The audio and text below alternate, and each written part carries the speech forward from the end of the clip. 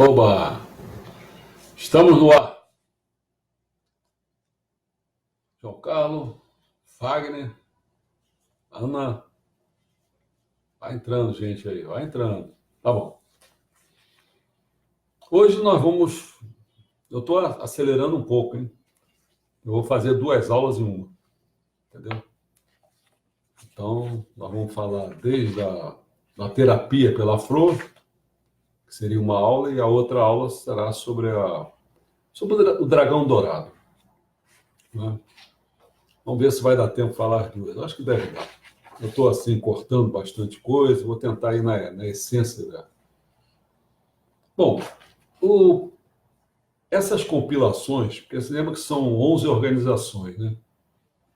Nós temos a nossa, o Centro Cultural Paradisíaco, tem a Igreja Messiânica Mundial do Brasil, tem o Templo da Luz do Oriente, tem a Torre no Ricari, vai por aí afora, tem a Shunsei, a Shumei, tem a Tensi Shibikai, e tem essas compilações que eu não sei quem. E eu fui aproveitando o que foi feito. Então, essas compilações, elas têm bastante coisa nas compilações. Então, o que eu fiz, eu já aproveitei numa das aulas, compilações, falando sobre em busca da visão de Deus. Acho que foi a primeira aula, se não me engano, ou a segunda. E depois eu aproveitei, que seria a respeito da educação, para jogar numa última aula. Tá? E aí tem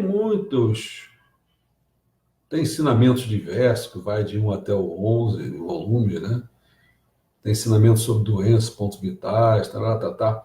Mas eu escolhi falar hoje, então, sobre essas duas coisas que eu disse para vocês, né? Que seria sobre a terapia, né? Pela flor, e a compilação do dragão dourado. Mas eu vou falar na próxima vez, não faço que eu conseguir juntar mais duas, eu vou acelerando para conseguir dar mais coisas ainda, né? Quer dizer, então vai ficar, depois disso, eu devo falar, compilação por data eu estou fazendo a parte, devo falar sobre a divindade do Japão, uma outra aula, as divindades do Japão, né? Os ensinamentos sobre doenças e pontos vitais, eu acho que eu não vou tratar disso, mas vou falar sobre a formação do povo japonês, né? Vai por aí afora, depois a gente se entende. Então vamos lá. Terapia pela flor primeiro, né? Até depois, se o Juliano quiser, eu dou uma interrupção aqui para dizer, ó, corta aqui para não fazer como se fosse 2 aulas. Né? Acho que é melhor. Vamos lembrar disso. Bom, na terapia pela flor, eu cortei algumas coisas, então nós vamos tratar apenas 3 coisas.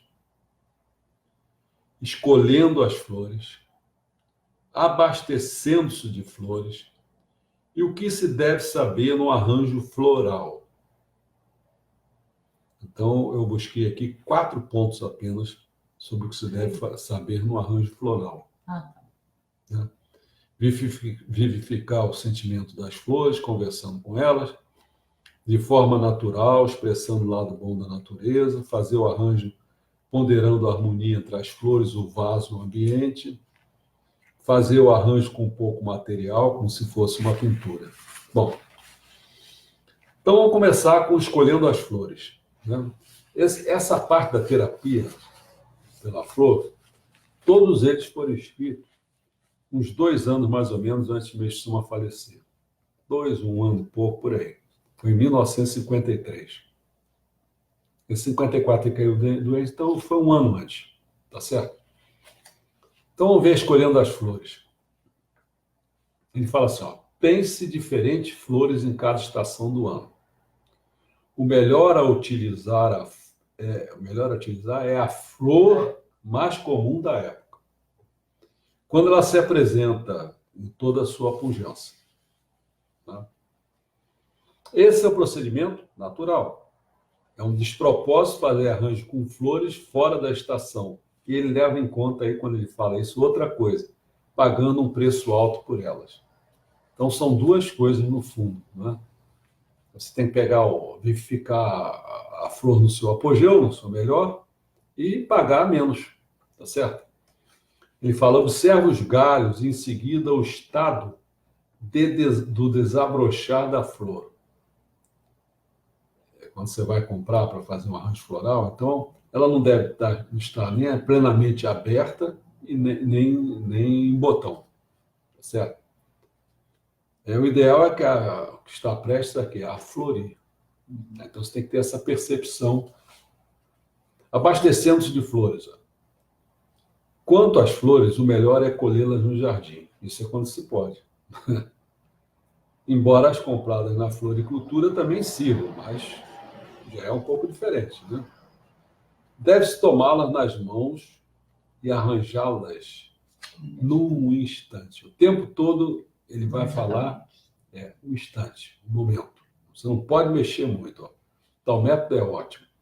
O mesmo se faz com as herbáceas, são as ervas e tal. Junte alguns ramos num feixe, colocando instantaneamente no vaso. A durabilidade das flores dependerá de elas terem ou não terem sido colocadas na água tão logo que sejam colhidas.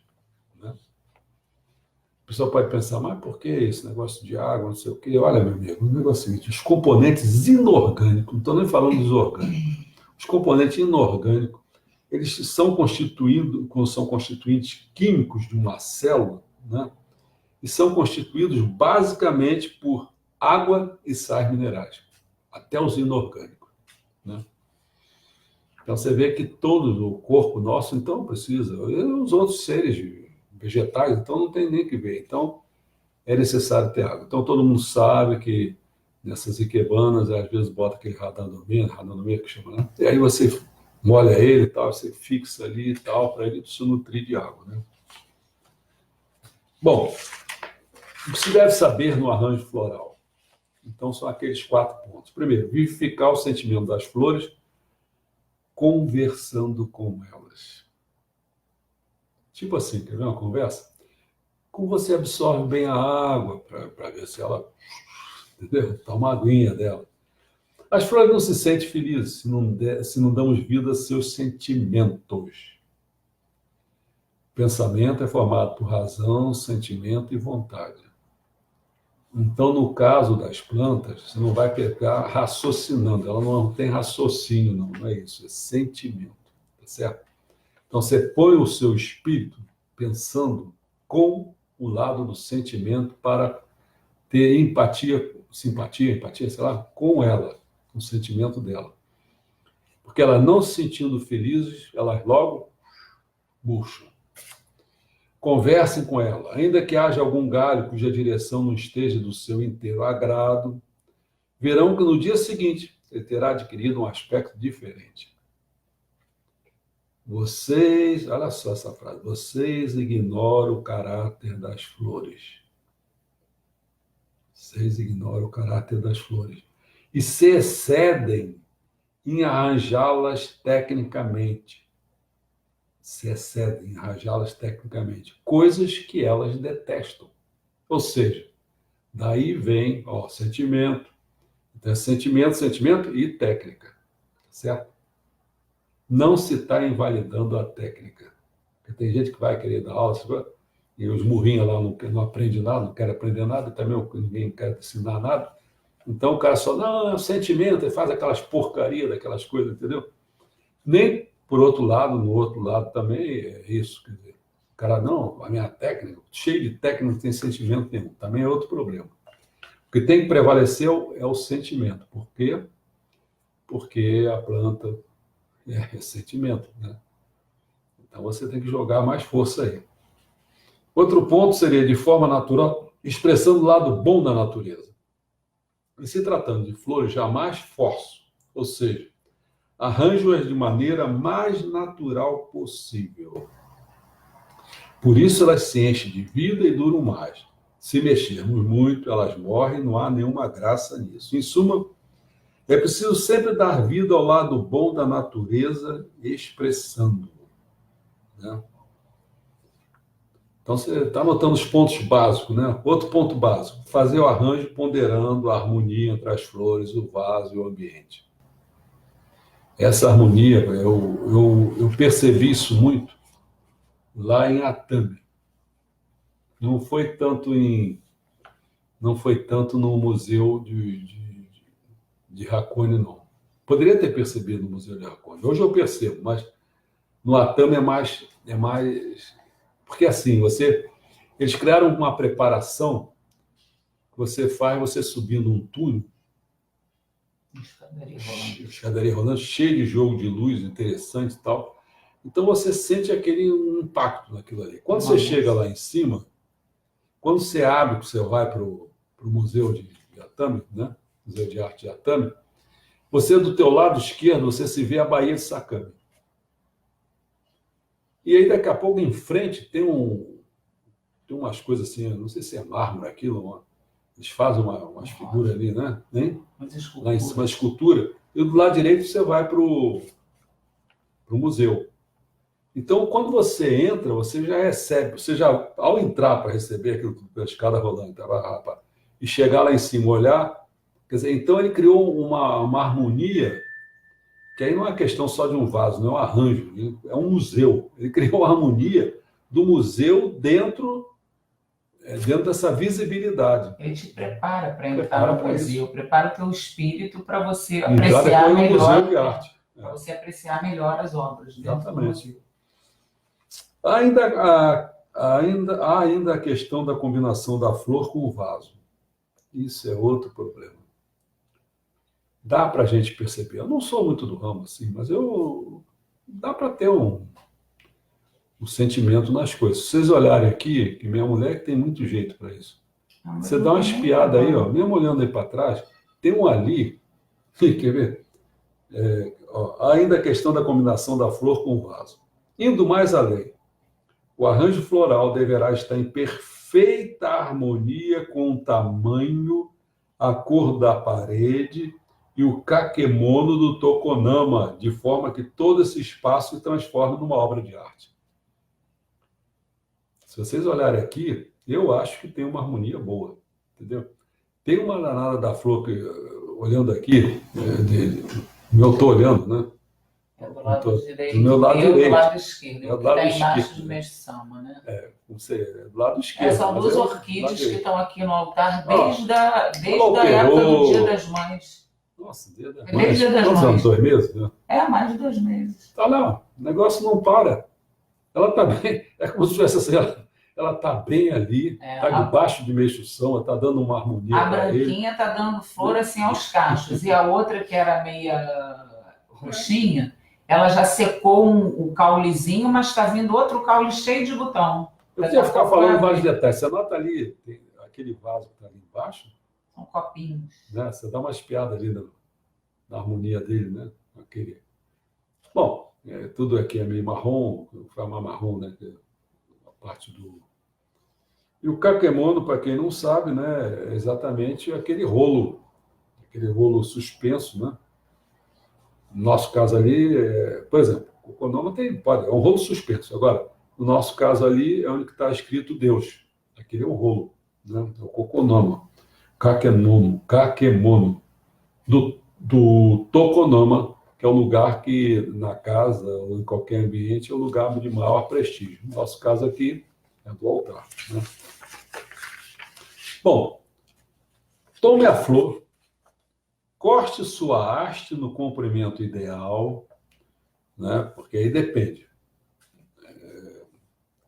Depende desse comprimento ideal. Bom, em qualquer situação, que não seja nem longo, nem curto, escolha o vaso que combine perfeitamente com ela, tudo bem. Bom, mas aí eu ia começar a entrar na ikebana, não é qualquer ikebana estilo Sangetsu. Então, estilo Sangetsu tem medidas para uma parte ser o sol, outra parte ser a lua, outra parte ser o elemento terra, né? Tem toda uma harmonia. Né? E aí você vai ter que escolher o tamanho dessa haste, né? Para um ser o sol. Se você tiver uma haste, não, ela é grande e tal, mas tem que ver a qualidade, opção de coisa. Bom, prepare o vaso antes de arranjar a flor, defina o ponto em que ambos caem bem, corte a haste e coloque instantaneamente a flor no vaso. No início não se consegue isso, mas quando se procede com tal intenção, tem-se um bom arranjo. Arranjos assim são excelentes por serem naturais, não é? Suas flores têm vida. Último ponto,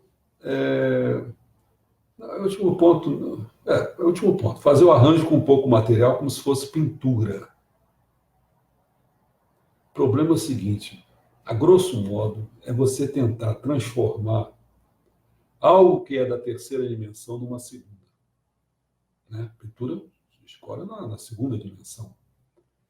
Então, quer dizer que a coisa tem que ser tão...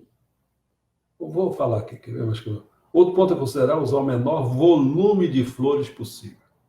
Eu me sirvo de bem poucas, trata-se de um estilo pessoal dele. Uhum. Faço 3 arranjos com material geralmente utilizado para fazer apenas um. Quanto menos flores e galhos dispensáveis, melhor o efeito. Há quem diga que meus arranjos são muito parcos, pouco, né? Mas eles ficam melhores assim. Tem gente que mistura uma enorme variedade de flores, não há, porém, nenhum encanto nisso.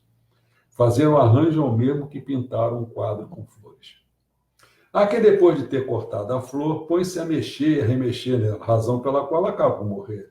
Deve-se, pois, fazer o arranjo o mais rápido possível.